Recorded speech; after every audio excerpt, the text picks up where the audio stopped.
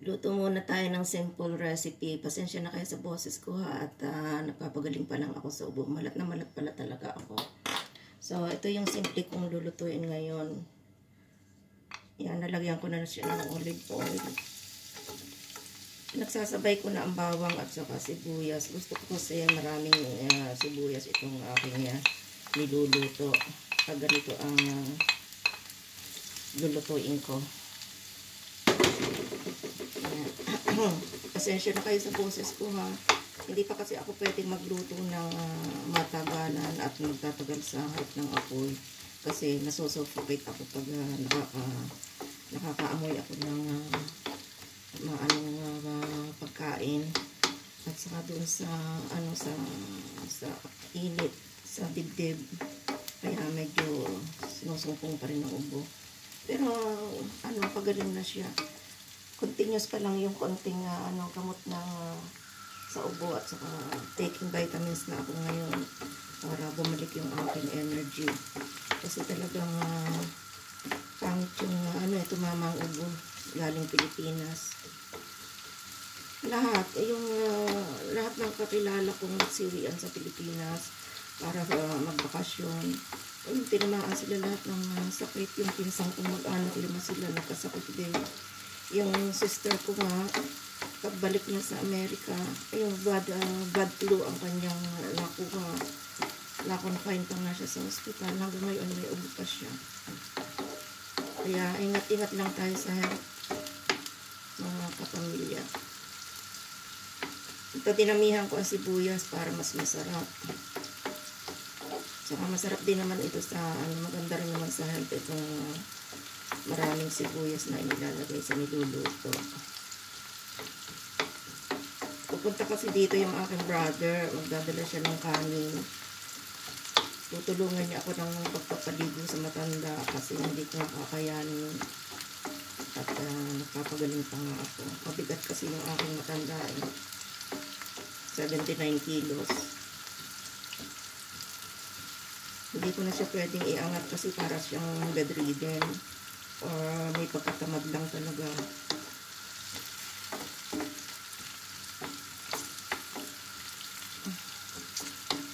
Ito ha. Niluluto kong maigi ang sibuyas.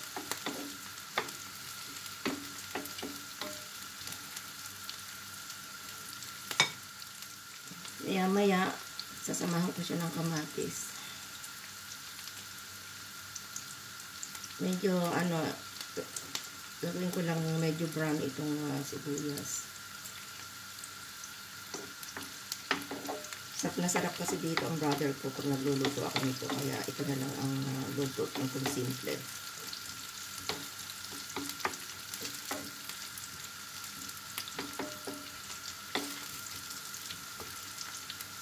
Yan, para mas madali na ang pagluluto ko kasi medyo mainit na yung sa aking dibdib. Ito, isasama ko siya. Ilalagay ko na yung kamatis. Cherry tomato siya, kaya mas masarap. Gusto ko kasi dito sa niluluto ko, namumula sa kamatis. Yan. Ilalakasan ko na ng konti ang apoy para mapadali na siya ng pagluluto. Malat na malat talaga ako. Pasensya na kayo ha.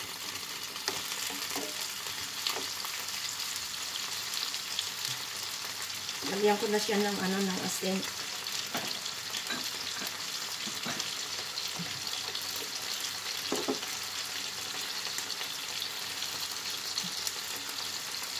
Kunti mo ng asin. Mamaya-maya ko na dadagdagan.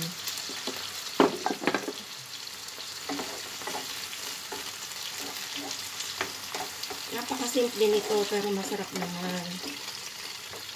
Gusto ko rin ito. At saka pag nagluluto ako nito, kumakain din yung aking matanda. Kaya ang matanda ko naman, hindi naman siya nagla-lunch.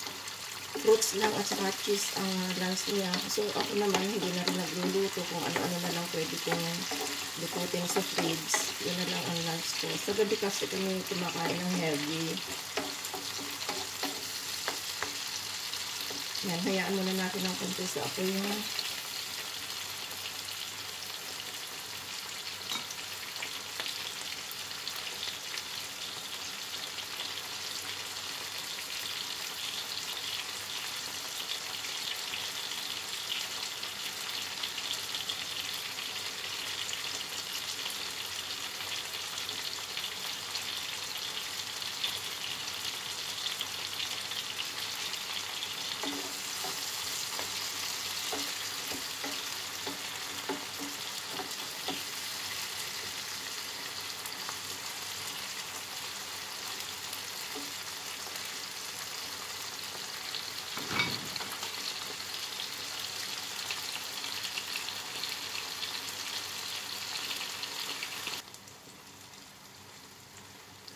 Gusto ko kasi sa sa kamatis medyo hapko.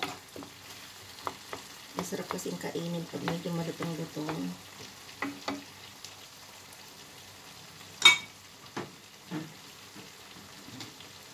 So, ito na yung ilalagay ko, itlog.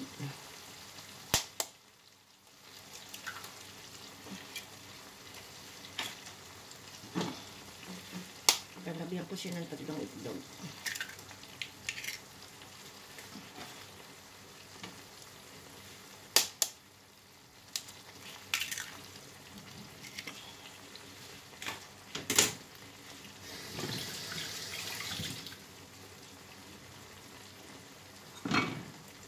Ganyan lang ang pagluluto ko.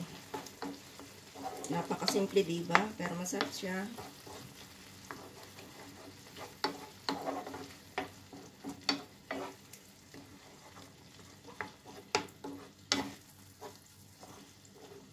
Diba, ang sarap niya, namumula-mula sa kamatis, ang daming sibuyas, tapos olive oil ang gamit na oil.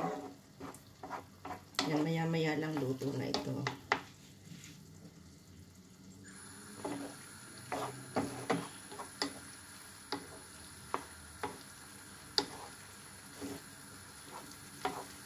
Malapit nang maluto.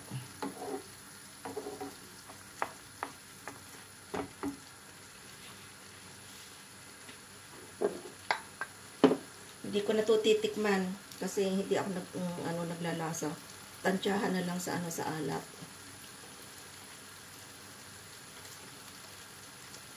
Hindi kasi ako mahilig sa alat.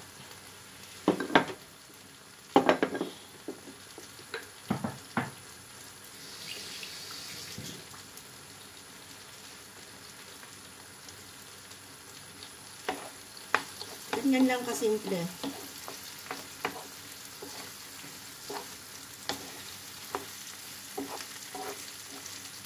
Diba? Ang gandang tingnan, oh. Mapula-pula siya sa kamatis. Ang daming sibuyas.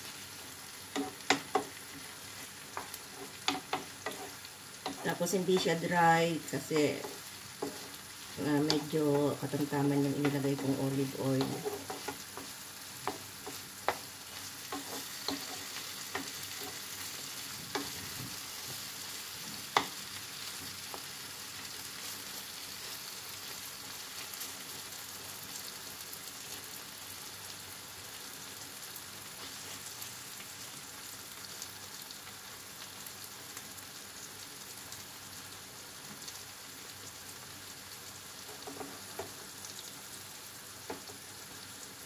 Ilang seconds na lang i-off ko na ang apoy kasi luto na ito.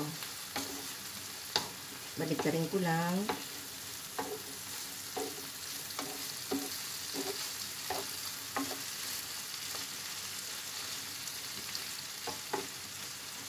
Sarap din na itong ilagay na sa sandwich. Baon na pag punta ng trabaho.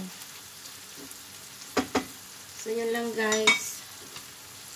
Off ko na ang apoy. Luto na ito.